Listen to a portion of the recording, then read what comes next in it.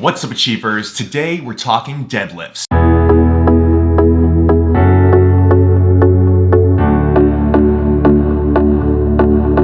Alright, so this is the first installment of a video series called Technique Tuesdays. Every Tuesday, Lauren and I will discuss a certain exercise, and that might be a squat, might be a bench, or a deadlift, or a lunge, whatever it might be. If you guys have video submissions, let us know. They're gonna be pretty short, really simple, about 4 to 5 minutes long, and they'll get straight to the point. Alright, so speaking of getting straight to the point, let's talk about deadlifts. So the number one thing with deadlifts is really mastering the hip hinge. So the hip hinge is basically the safest position for you to come down and pick something up off of the floor. The big things we're looking for are to bend your knees slightly, and from there, really shift your weight back. So you're shifting your hips back by flexing at the hips and not at the lower back. That's really important. We do not want to flex at the lower back. And it can be really difficult for you to really feel where you are in space. So something that we do with our members is to put them directly against the wall. And we do something called the reach the wall hip hinge. So what you're gonna do is you're gonna be about a foot and a half away from the wall. Your feet are gonna be about shoulder width apart, feet slightly flared. And from there, what you're gonna do is, again, slightly bend your knees,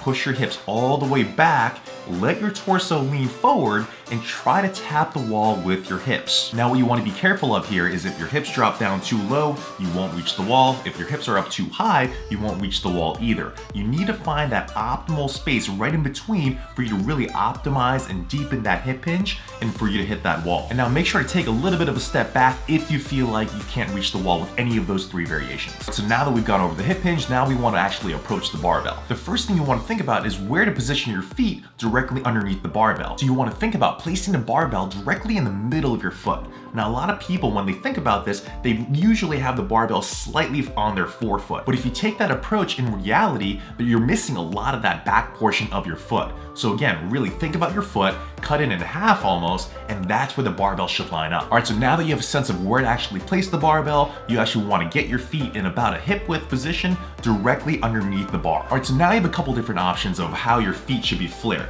You can either be straight, or they can be flared up to about 15 degrees or so, based on your comfort level. Now again, this is where the hip hinge comes into play. You're gonna bend down at the knees and also push your hips back, trying to maintain that same exact angle you did when you're at the reach the wall hip hinge. Keep your arms long as you come down and reach the barbell. And the thing we're looking for is we want your shins really close up against that bar. The further away it is, the less leverage you have to actually pull it up off the floor. All right, so now that you got your shins directly against the bar, what you want to think about doing is actually gripping that barbell really tightly. You don't want to be relaxed and have a loose grip. Grip the bar tightly. That signals to your brain that the rest of your muscles should also turn on as well, and it puts you in a much better position to actually lift the barbell. All right, so now the last piece before you actually pick up the barbell is to adjust your hip position in a way so that your armpit is directly above the barbell. So that might mean that you need to drop your hips just a little bit. Oftentimes what we see are people deadlifting with their hips up way too high, their torso way too far forward, and their armpit is way in front of the bar. And that leads to a really bad leverage situation. All right, so now you want to be a little bit careful here. Just thinking about pushing your hips back or just thinking about pushing your hips down a little bit, that might actually throw you off balance to the point where you might feel like you're falling backwards. So you actually want to leverage yourself against the barbell. You actually want to think about pushing up on the barbell while you lower your hips in the right position. So it's sort of wedging yourself in the right position in order for you to have a better leverage position. All right, so now you're wedged in place, everything's in the right alignment. From here, you can actually pick up the barbell. Now, a lot of times what we see is people lifting the barbell, and then at the top, their head gets really jammed down forward. We really don't want that. What you want to think about is just standing tall. Imagine that there's a string at the top of your head, and someone's just pulling it directly up and lengthening your spine. Hold here for about half a second, and then you're gonna lower the barbell back down. Now, you don't wanna do it just by flexing your spine and letting everything relax. What you actually wanna do is keep that bar in really close to your body, and again, use that hip hinge to shift your weight back.